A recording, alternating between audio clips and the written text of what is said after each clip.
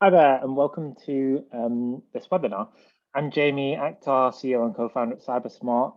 We empower small businesses to better protect themselves in a digital way. I'm going to be chairing today's session.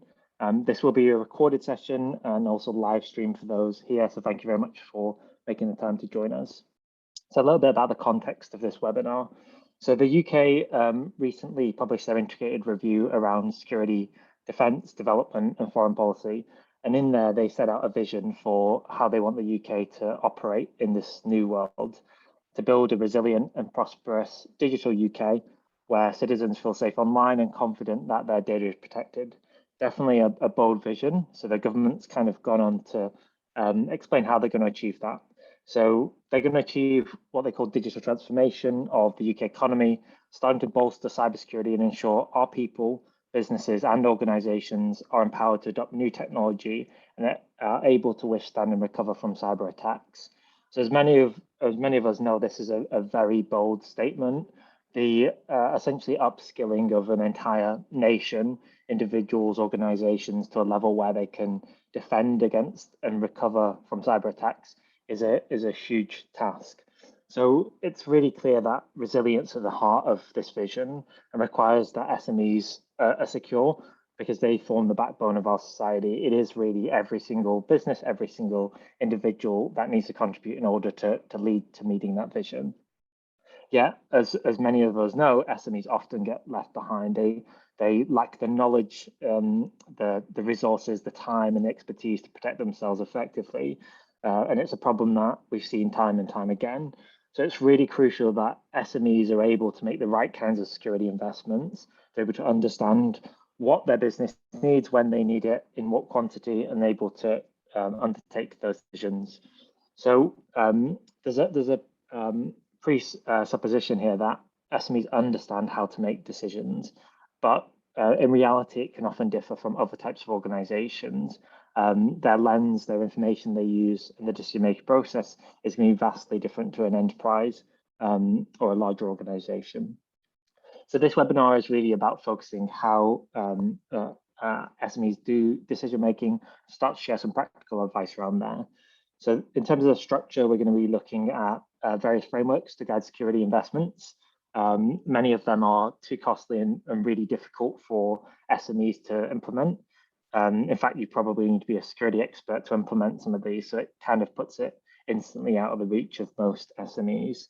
There's also a massive potential for insurance to actually start to incentivize better security, but it's yet to be fully realized. And we're going to explore why that is and what role insurance can play in actually changing how secure businesses and SMEs in particular are. So consequently, the National Cybersecurity Centre, the NCSC, and the Research Institute in Sociotechnical Cyber Security or Risks have supported year-long projects on how to explore how to tackle these challenges. So the webinar is going to begin by presenting findings from 2 of these projects. I'm really excited to deep dive into these. So thank you very much to Jason and Julia for contributing to these projects through the interviews and the workshops. Each presentation is going to be about 10 minutes long, followed by 5 minutes Q&A from the audience. So as we're going through, please feel free to put any questions in the chat panel on the side of the window. Afterwards, there's going to be a third presentation that's going to look at some of these insights and start to explore the broader commercial impact from James at EOS. So finally, we're going to open up with a discussion towards the end. So again, if you do have any questions throughout, please feel free to put them in the chat. So the first presentation I'm going to kick off with is Julia. Julia is a lecturer at cybersecurity in cybersecurity at Cardiff University, who focuses on risk assessment, risk management, and secure business process design, including for corporate information systems, as well as industrial control systems and risk management. So Julia is going to be sharing findings of a project that analysed security decision-making and set out best practices for SMEs. So I will hand over to Julia, who will take it away. Excellent. Thank you for the introduction, Jamie. Can you all see the slides? Yeah, good, excellent. So I will give you a brief overview of the project, and I'm all the questions are welcome either at the end or you can contact me later on. So this was a small project funded by NCC and Risks. And what we did is a set of 15 in-depth interviews with SMEs representatives, including senior executives and technical staff as well. So we wanted to get that good rounded view of what investment decision process looks like within SMEs in terms of investing into cybersecurity.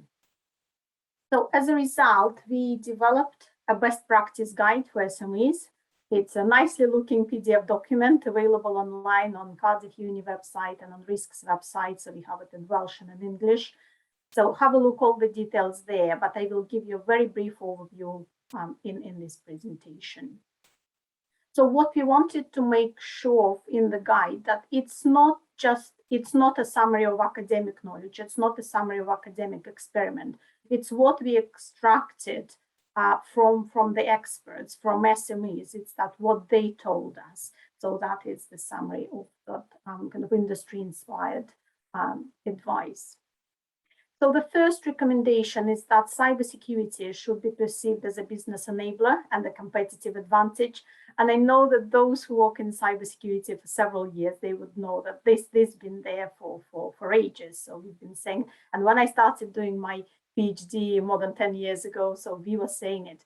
What we've seen through the data is that this perception is not there yet, but it does make a significant difference. We've seen SMEs where they truly understand the importance of cybersecurity. They really see how it could support their strategic growth. They see how it brings competitive advantage. In those companies, the attitude is different. The attitude of executives and staff, consequently, is different. But at the same time, there are SMEs, and we've met CEOs who had no idea about cybersecurity. They did not see any importance in it. They only saw it as a burden, really, and something they had to deal with. And most often, they just wanted to outsource it elsewhere. Our second recommendation is about educating executives in cybersecurity. So very often, and you've probably seen it, that there is a discussion that technical people cannot communicate at the level suitable for executives. They cannot create that sort of compelling narrative behind cybersecurity. So the main advice here is that executives, they should take responsibility as well. Ultimately, it's them who is making the decision, and they should have some knowledge of cybersecurity. So we are not suggesting, by no means we are suggesting that they should be experts, should become experts in cybersecurity, but having some understanding of the cybersecurity landscape, of risk assessment and cybersecurity, and just the basic concepts would certainly help to improve that discussion and negotiations between the technical staff and executives. The next recommendation is about appointing a cybersecurity ambassador. So keeping it brief, there has to be a person who would be responsible for cybersecurity, because so often we found that no one is responsible, and it somehow resides with IT staff or maybe with director of operations or elsewhere. It has to be someone who would take responsibility. And in the focus group, which we did to validate the recommendations, there was a very interesting discussion as to who is the ideal person to take that role. So I won't go into the details, but happy to answer the questions later. Risk-based approach, I think that's what SMEs need to adopt. In terms of the guidance, unfortunately, there isn't much guidance specific for SMEs. Obviously, NCC website provides a web page, and you can start sort of researching from there, looking at different approaches, but it doesn't give an indication which methodology is suitable for SMEs. And to be fair, what we found is that truly it is a research gap. So there is no methodology which is widely used or suitable for SMEs or specifically tested, and that there is evidence that this methodology is good for SMEs. We've seen some basic approaches, sort of ad hoc approaches to risk assessment, mostly around cost-benefit analysis. So, but even those, so SMEs should use that risk assessment, even if it's something ad hoc, something that they came up with. But in terms of the research gap, certainly. Understanding full cost of a security breach was, it's an important element to support the previous recommendation. You cannot do risk analysis and risk calculations without understanding full costs of a breach. So we've seen that only limited set of costs associated with a breach are accounted for.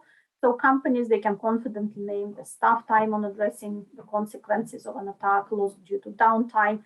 But beyond that, so they have somewhere on the radar, they have financial liability costs, they have reputation damage, but nothing was mentioned beyond that. So in this guide, we are pointing SMEs towards the recent DCMS research on analysis of the full cost of cybersecurity breaches, where 41 different costs are outlined. So it's something for SMEs certainly to look into, and that is to support risk assessment.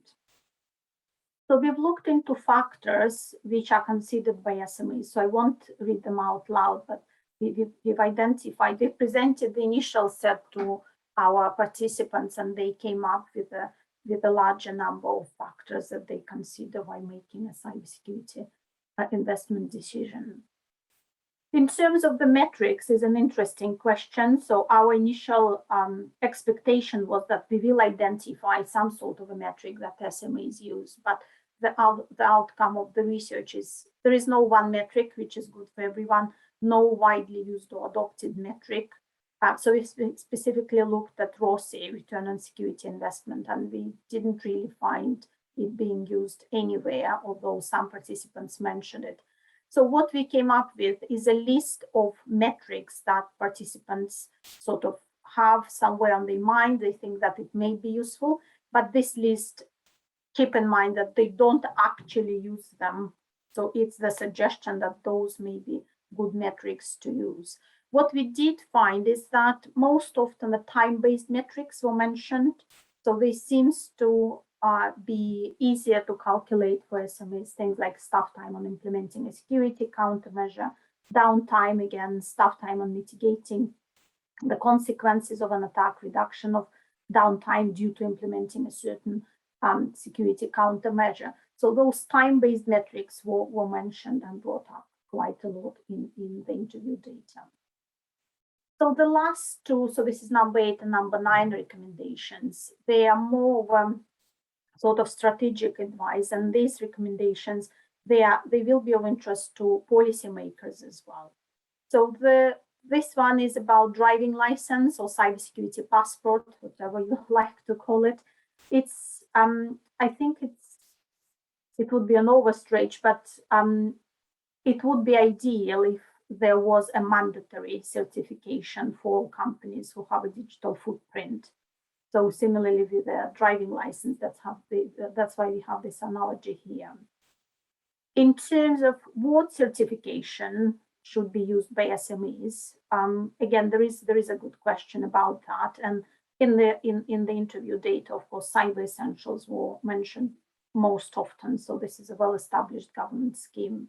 But the problem with Cyber Essentials is that it purely focuses on the technical elements such as firewall, malware protection, etc. It doesn't go beyond that. So the next sort of certification which would be available is ISO 27001, but it requires significant commitment. And obviously, if SMEs, if they work with either in highly regulated industries, or if they work with NHS or other government departments, they may require to have ISO 27001. But otherwise, unless they have a strict contractual requirement, they won't look at ISO because, first of all, it's behind sort of you have to pay to buy a standard simply to familiarize with it, and then it requires significant commitment from organization and restructuring in order to implement it. And finally, the last recommendation is about customer requirements driving cybersecurity. So that was very evident from the interview data that SMEs, they are prepared to react very quickly and willingly to customer requirements. So more and more customers come with some understanding of cybersecurity, with questions around how the data is protected, what company is doing to ensure that the data is secure, etc. And that was a significant driver for the improvement of cybersecurity in those companies who we interviewed. So that was a very visible trend in the data. So the suggestion here is that if it becomes a more prominent trend, and if customers become, either individual or corporate customers become more aware about security and sort of enforce cybersecurity and prompted to become a mandatory requirement in any contract, that may lead to the improvement of cybersecurity in the supply chain and nationally. So finally, the guide is a living document. So I've posted the link in the chat so you can access the PDF document. We are continuing to collect the feedback. If anyone in the audience would like to provide the feedback, please get in touch, and we have vouchers to give out to people who may want to provide feedback on the guide and the recommendations there. So, and finally, so the project was funded, as I mentioned, by NCSC and Risks, and I've been working with my colleagues from business school, with my colleague from business school, Izidina Elkalak, on this project. Thank you. So I will stop sharing the slides now, and if there are any questions. Thank you very much, Julia. There's a few questions. So the first one, I guess, is when we look at that 41 different associated risks with a cyber breach, if you imagine like a typical SME, then are they going to get the time and capacity to actually sit down and assess that kind of level of detail on the impact? Because that's also without the mitigating factors, right? They then need to figure out what am I going to do about it, and then what impacts it's going to have on those costs. This is like obviously closely linked with the frameworks and how complex and confusing they could be, as you mentioned, ISO 27001. Is there a way that SMEs could be better supported in using these frameworks? Is there a simpler version that can be a little bit more accessible for them? So that's a very good question, and I think that's the major problem for SMEs. So talking about the full cost of a breach project specifically, so I'm not involved in it, but I'm sort of following it up. And from the last report, I can see that they are planning to develop a sort of a light version of the framework specifically for SMEs. I don't think that it's been published yet, but they certainly have this realization that the framework with 41 costs is probably way too complicated for SMEs. They won't just have time to sit down and go through all of them. So they're looking into a lighter version. From what we've seen, they use cost-benefit analysis. In several cases, we've seen cost-benefit analysis. I think another thing is that the most sort of categorization of risks happens on a low, medium, high scale. So thinking about those elements, I think if there to be a proposal, it should be around using those elements which are already used by SMEs and maybe building something more sort of coherent and organized around those methods. I think that makes a lot of sense, effectively moving them from what appears to be heuristics to something that is simpler and a little bit more quantifiable.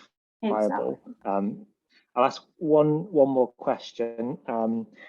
Just around, you mentioned there around mandates versus the customer kind of driver, and I think both of these could definitely be useful tools.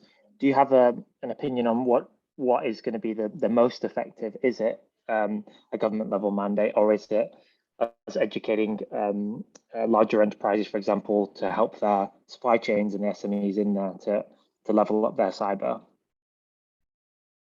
So that's, I think, both. So the answer is, I think both approaches should be used. We should not sort of go to one or the other.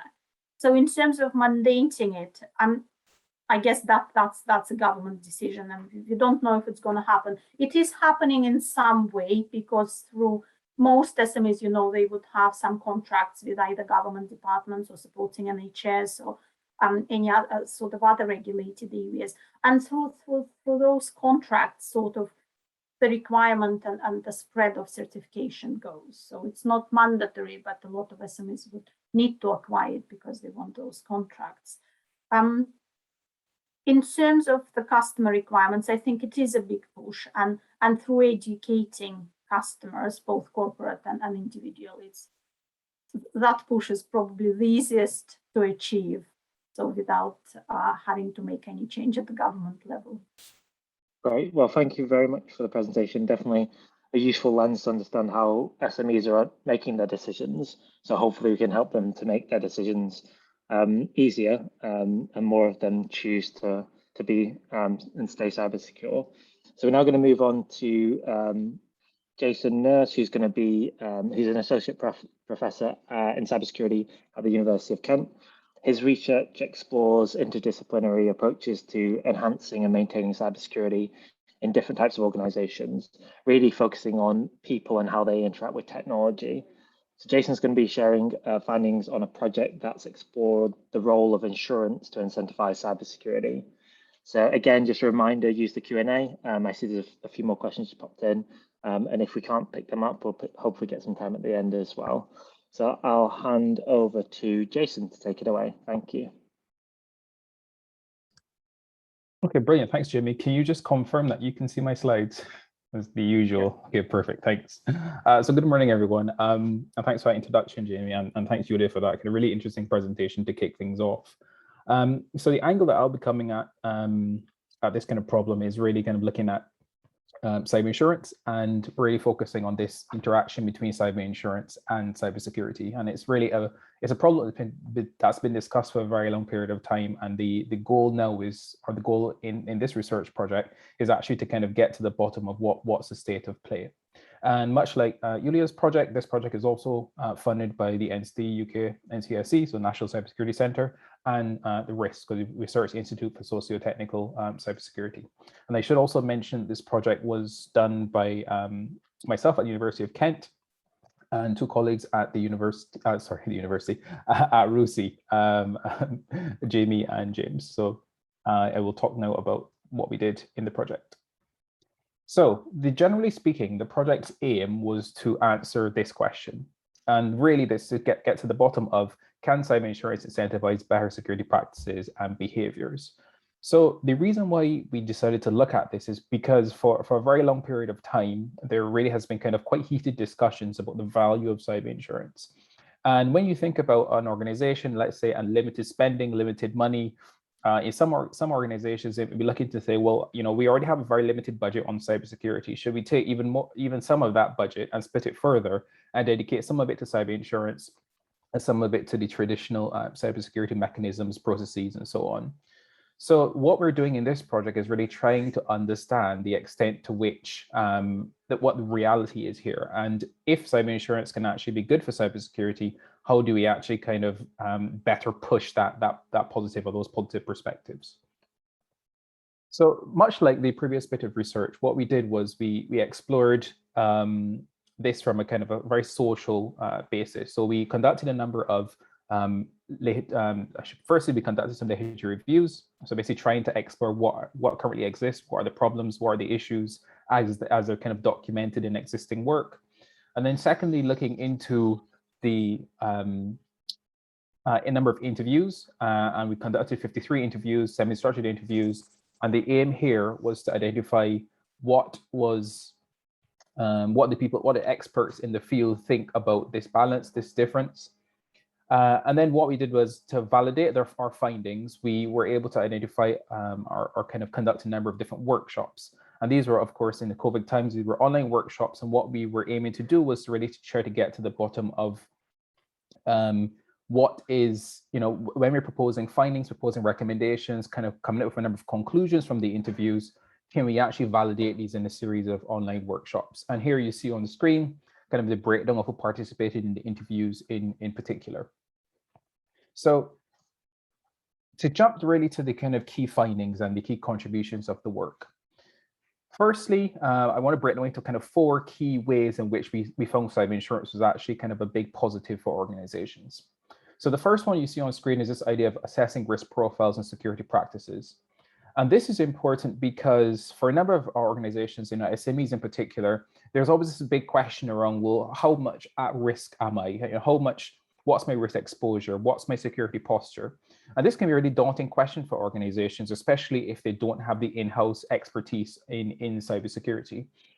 And one of the things that insurers bring, one of the benefits, is they're very connected with either cybersecurity companies, or they have kind of internal cybersecurity teams that can actually better support this understanding and this kind of appreciation of what an organization's risk profile is.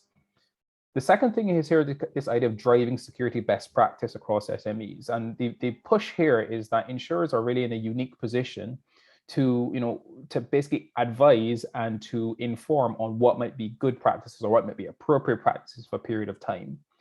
As was mentioned previously by Jamie and Yulia, there's ISO 27000, there's NIST, there's SANS, there's so many different control sets. What insurers can actually potentially do is actually offer some kind of gentle guidance in terms of what might be most appropriate for a particular organization, especially in a particular context. The next one, looking at raising awareness, and this really kind of relates a little bit to the point one, but the goal here really, and what we kind of identified as one of the key aspects, is this point that when a business kind of traditionally SMEs will have professional indemnity insurance, property insurance, and so on, and by engaging with certain insurers or cyber insurers, it can be this kind of gentle nudge into a bit of a better awareness around the nature of cyber risk, the fact that cyber risk kind of and cybersecurity, cyber risk and cyber, let's say, attackers and threat actors, they don't necessarily pick and choose only the big organizations. They really, in many ways, after whoever they can get.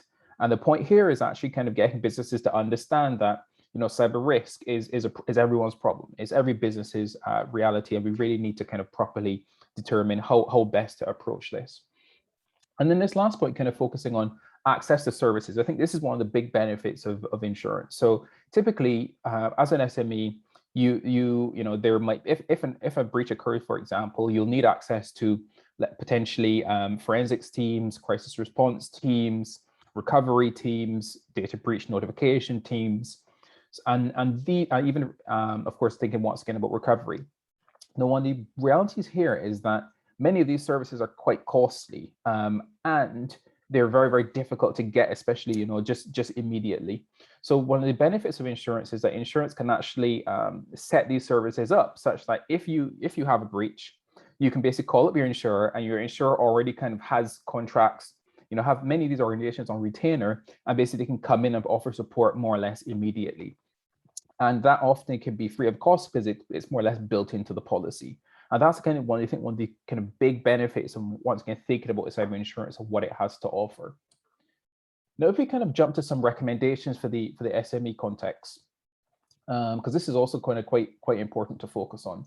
There are a number of challenges actually that make cyber insurance currently maybe not as ideal as it could be, and challenges that need to be addressed and are still facing the cyber insurance domain, which is why it actually hasn't maybe impacted cybersecurity as we would have hoped that it would have. So the first one is this idea of defining minimum security standards.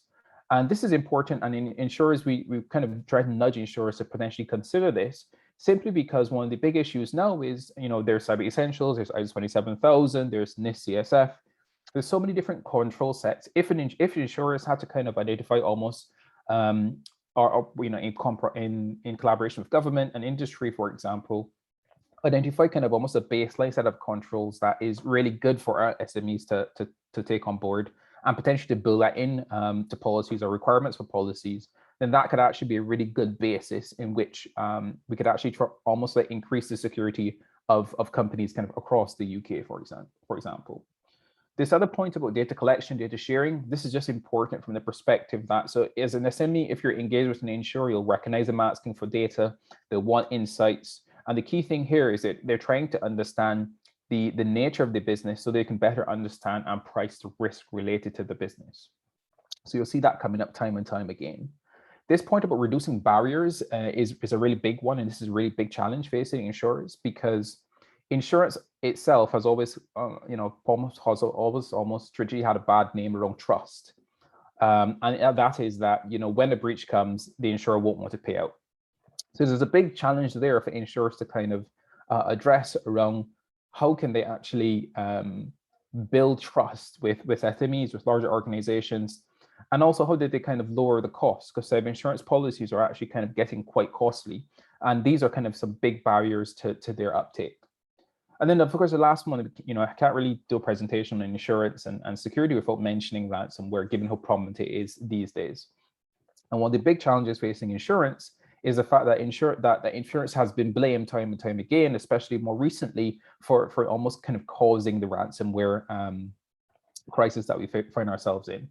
And the argument that people are making from this perspective is that, well, insurers are facilitating payments to attackers, and therefore insurers comes kind of almost indirectly funding the additional increase in attacks. So these are, of course, some of the things that need to be discussed and kind of deliberated and addressed.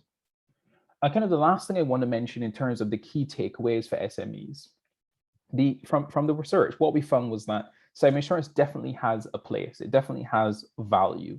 But one of the key things about it, and one of the key ways in which it will offer the most value to organizations and to SMEs in particular, is if the market is actually working effectively. If insurers have the data they need, if insurers better understand cyber risk themselves, if insurers better understand the security requirements, and if insurers basically work closely with organizations. The second point actually relates to the fact that all insurance providers aren't equal, and all cybersecurity policies aren't equal. And it's really important, if you're SME, you're thinking about cyber insurance, to basically engage, speak to these potential suppliers or brokers, and try to understand what they're offering, what is in it that suits you.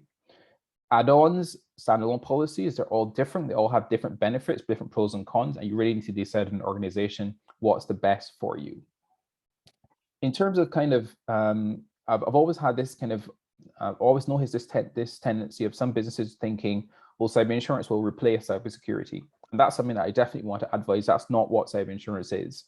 It really helps with residual risk. It really helps in scenarios where a business does all that it can to protect a particular risk, protect itself against a particular risk. And for that kind of residual risk that it's too much to invest in, insurance can step in and actually help with that. Okay, the last point here being, there are benefits to insurance beyond providing kind of this post-incident services, in that as cyber insurance has progressed as a field, what we've recognized more and more is more cyber insurers are actually offering services before an incident occurs. So for instance, cyber insurers are offering training for organizations. Cyber insurers are offering additional tools that can be used before an attack occurs. And all these are kind of part of the package, which is why I mentioned time and time again, all cyber insurers aren't equal. You really need to understand the policy. You need to understand what's included, and you need to understand the value for you and your organization. So that was very much a whistle-stop tour of a year and a bit worth of research. Thanks very much for listening, and feel free to ask any questions if you have any. Thank you very much, James. Definitely fascinating insights there. There's, from what I can see, there's kind of two schools of thought around this, which is the first one being insurance has a role to play and can actually help improve cybersecurity. Everyone's saying that it doesn't. So I think this actually goes a layer deeper to understand in what situations it can improve. Got a couple of questions here. The first one is around the risk assessment. So a lot of insurers are applying fairly basic or rudimentary approaches to risk assessment when it comes to SMEs. They're using things like organization size or revenue size as kind of primary leaders of risk. They're using very basic technology to actually help to assess. What do you think the gaps or the limitations in the current approaches to assessing risk for SMEs from an insurer's perspective are? Yeah, that's a really good question, Jamie. I think the reality is that insurers are writing or underwriting a number of companies, and what they're essentially faced with is this challenge of how much time do they spend discussing kind of cybersecurity and so on with or discussing the policy itself with organizations based on their size.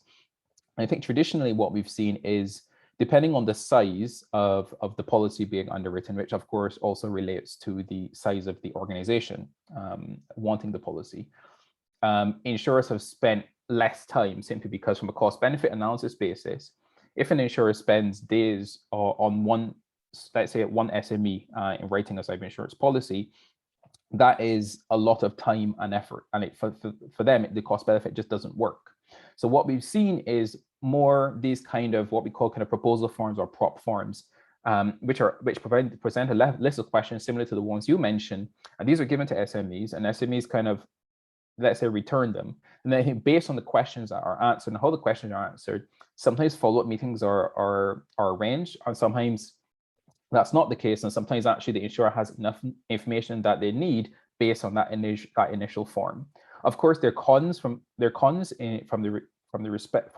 perspective that might not be enough information, but I think one of the realities of the market actually is that insurers just don't have so much time that they can actually go through each proposal form in detail, or each customer as detailed as they would like to. I mean, I think one other really interesting point about this actually is this, that you mentioned this idea of risk scores, and so another thing that insurers do, for instance, is they assess an organization based on let's say online scores that they can find on the company, online kind of risk rating scores for companies. And these also give some perspective and some insight into what is the cybersecurity posture of an organization and what is the level of risk that organization faces. And all of these are questions that the insurers need to actually help it make that decision of, well, what's a reasonable premium? But of course, all of them have disadvantages. So for example, even this one about these online risk scores, they're often done or calculated based on the external presence of the company. So the company's online presence, what you can find on them, do they have any open ports? Are their web servers secure, and so on? They're not often based on the internal structure of the organization. 100% agree with that. I think it's like trying to do an MOT when the car's still in the garage. For a lot of SMEs, when they're 5 people working from home, they don't have that kind of external infrastructure, and that's why like a more holistic approach, I think, to the assessment is definitely going to be needed. And as you mentioned, it needs to be a digital first approach too. It can't be this legacy, send a form off. We need to use more technology, I think, in that piece. So we'll move on to our third and final presentation now. Thank you very much for that, Jason. So I'm going to introduce James Tootle, who's an investment director at EOS Venture Partners. EOS is one of our investors at CyberSmart. James's focus specifically is on sourcing, evaluation, execution of investment, really starting to draw on extensive experience of his transactions in the insurance sector. EOS are a specialist in the insurtech space, and particularly interested in how the cyber space is evolving as well. So James is going to respond to all the stuff we've heard and seen today, having a look at what are the wider commercial insights and impact of this. So I'm going to hand over to James now and hear his thoughts. Thanks, Jamie. And look, a tough act to follow, because it's going to be hard to summarize and not repeat all of the great stuff we've heard so far. And I would say that the two reports that have been mentioned today, I'd recommend that everyone goes and reads them if they haven't already, because they are really great, and there's a lot more detail, obviously, over and above sort of the 10-minute presentations here. Maybe if I reflect on Julia's report first, and I think it's a great set of recommendations and a really good start for any SME sort of taking steps to understand and improve their cybersecurity posture within a business. I'm not going to go through all the recommendations again, but I think some of the key points to sort of pick out, or maybe some areas which I think could be expanded on in the recommendations, I might just cover a couple now. I think there's one recommendation there in terms of executives having training. I would sort of go further than that and say that actually staff awareness and training across the whole organization is key. And that's, it's for the executives to set the tone, but I think that has to trickle through the whole business. We see so many malicious phishing emails. A lot of the cyber attacks are actually, caused by human error. So I think it's important for the whole business to understand the risks that are there. Talking about the sort of driving license for cybersecurity and initiatives like Cyber Essentials, I think that is great, to demonstrate a level of security. I would link that to the first recommendation around driving competitive advantage. I think that will, over time, be a differentiator for SMEs who can obviously drive competitive advantage versus their peers by leveraging and adopting some of those initiatives. I thought the comment and recommendation around an ambassador within an SME is really interesting. I guess one question back to you, Leah, or the rest of the panel, and I think it actually came up in the Q&A, was, what is the role of the ambassador, versus a virtual CISO? You see these third parties that will provide a virtual CISO. There's a ton of third parties out there that are there to help SMEs manage their security, and I think a lot of SMEs that I've spoken to sort of struggle to know who to partner with, where to start. Should they embrace or adopt a virtual CISO? So I might just throw a quick question back to the other panelists, because I think it came up earlier. But how do you think about engaging with those third parties? Is it the ambassador's role, or do you have a virtual CISO? Any thoughts on that? So I think that's a really good comment. And there was a very active discussion when we had a focus group when evaluating the recommendations with the SMEs. So our initial proposal was that an ambassador should be someone with IT role. So it's probably head of IT or someone in IT role. But the concerns that the focus group had, that if this role is cybersecurity ambassador goes to a technical person, cybersecurity will remain being seen as a purely technical issue. So that's why the focus group suggested that ideally the role should be held by someone from the executive team, so someone from senior executive, or at least someone from the senior IT team. So that was a set of discussion. In terms of what is the role of cybersecurity ambassador, I guess there are various sort of roles that they should undertake. So obviously, creating this compelling narrative around cybersecurity, making sure that information is presented at the level accessible to the executive, to the board, to the executives and the board. Thinking about cybersecurity education, and I think it's a great suggestion that you made, that cybersecurity for all staff should be addressed within the guide. I think that's a good thing to mention there. So obviously, a cybersecurity ambassador would be responsible for educating other people within the company. So creating that narrative around cybersecurity, making sure that it is seen as a business enabler. Effectively, ambassador is there to support all the other recommendations and not necessarily enacting them, but being there sort of to bring them to the attention of other staff within SME. Yeah, it would be interesting to hear other comments as well. So Jason, Jamie, if you have any comments on this. I mean, that's a really tough one. I mean, I did a bit of research recently around cybersecurity culture in particular, and trying to understand the nature of culture.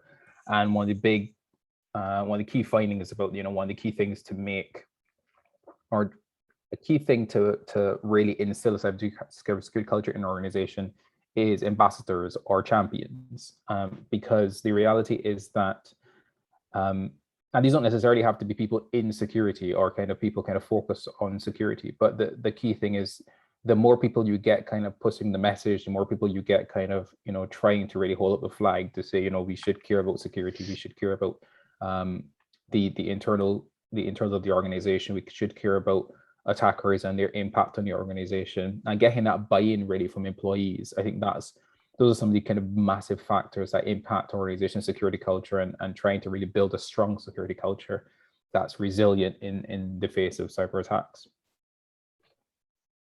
Yeah, that's good. That's helpful. And I think the other recommendation that I would have added is consider insurance, cyber insurance.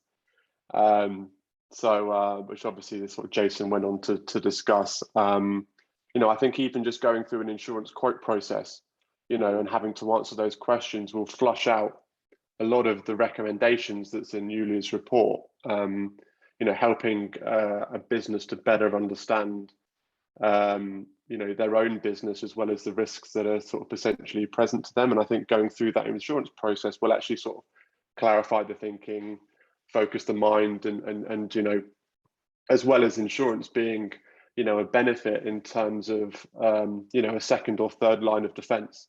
So you have the risk mitigation tools, you have the cybersecurity protocols, and then you have the insurance protection on the back end. So you have the risk mitigation through the cybersecurity tools, and you have the risk transfer on the insurance side.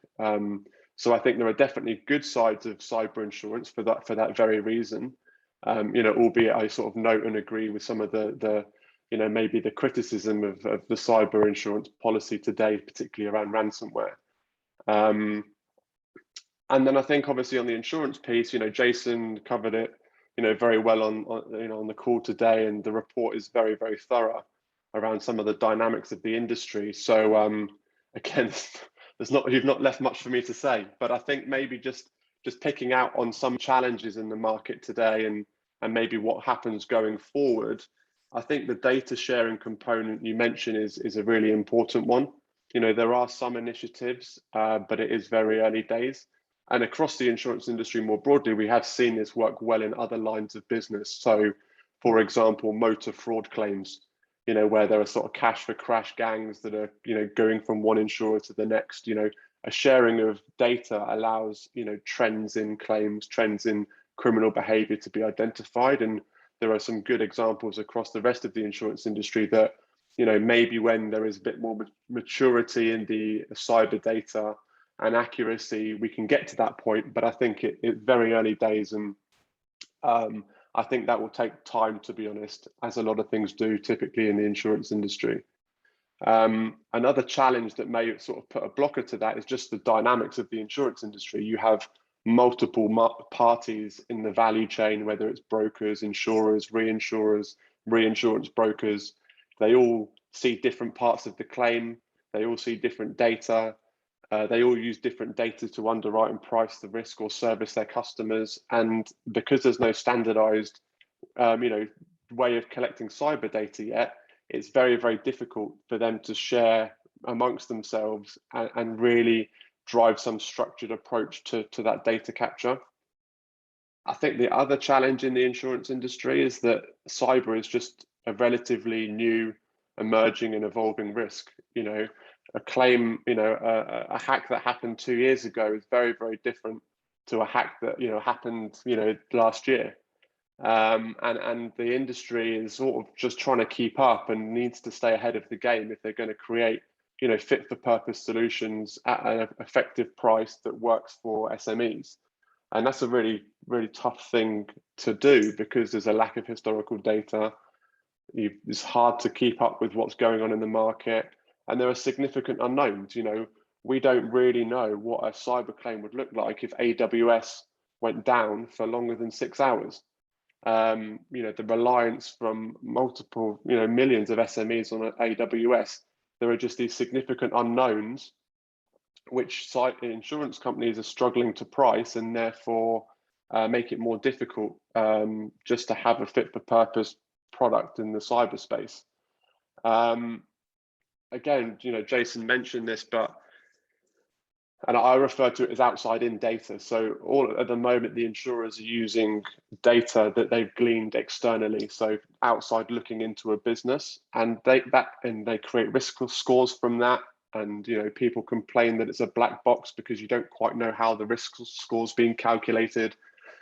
So insurers struggle to price off the back of that outside-in data. Personally, where I see things going is trying to get closer to sort of the ground truth data, trying to get your arms around the inside out data, the data within the individual SMEs that is specific and relevant to their organization. If there is a way in the future for insurers to leverage that inside out data to have a more tailored approach to pricing and underwriting the risk and working with the SMEs, then I think that's where you'll get more benefit from the insurance product. But again, that's difficult because there's a lack of trust with insurers. Consumers are reluctant to share that sort of inside out data. And, we've seen it with, telematics devices in cars. people are prepared to share their data if there's a sort of perceived value or a much lower premium, but the majority are not happy to have a black box in their car with people watching their every move. So there are some just challenges in the dynamic of the insurance market that make progress on the cyber side more challenging. And I think, again, if I think going forward, the insurance industry needs from being reactive, so breach response, investigations, claims management, data recovery. They need to move to a more proactive model, so risk mitigation, risk management. And I personally see, the future of the insurance industry, if it's going to continue to be fit for purpose and sort of have an important part in the SMEs protecting themselves as that sort of final line of defense, I believe that we have to solve some of these challenges around standardization of data, about being able to leverage the inside out data from consumers and building that trust to be able to create more tailored products. And I think that it's going to require the buy-in from the governments, the regulators, and the insurers to collaborate on these types of initiatives and solutions that create more cybersecurity protocols and initiatives for SMEs to adopt and support them with that, as well as an insurance product that is fit for purpose, not reduced coverages, not having ransomware excluded, which is what a lot of insurers are starting to do now. And I think for the capacity in the insurance market to grow and continue to underwrite these risks, I think some of those fundamental challenges need to be solved, and it's not going to happen overnight, but I think that's the direction that the industry needs to move in.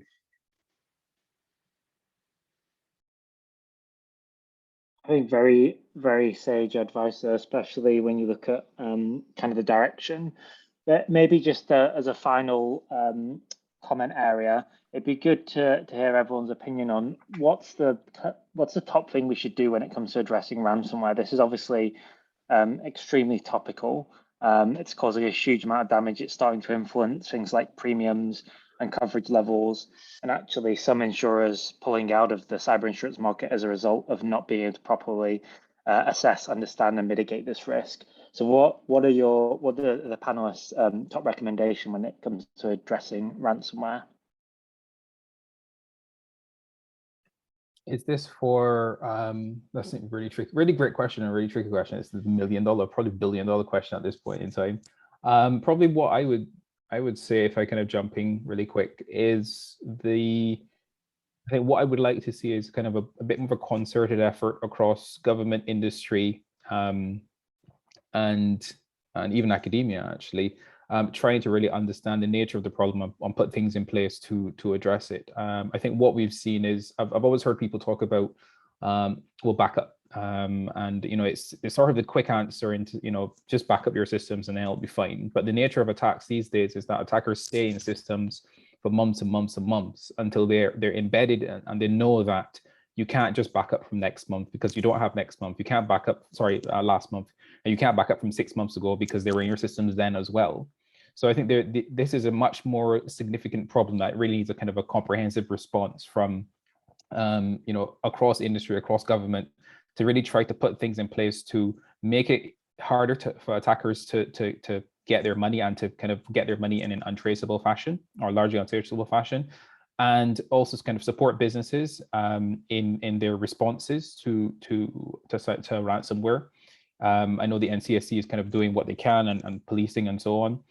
And I know businesses and cyber insurers have a place, but organizations have a really big responsibility as well to kind of build this kind of nice comprehensive strategy such that they can respond and bounce back. I think the reality is we've seen too many ransomware attacks these days that basically put businesses proper out of commission for an extended period of time. And as businesses continue to pay, there's a strong argument that attacks will continue. So this is why I think there's a much more of a massive efforts here that even includes things like policy.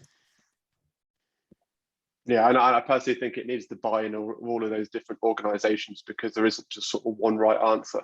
You can't just say, oh, insurers to stop paying ransomware. because then, you know, the payments will probably move underground and be harder to trace and harder to defend against.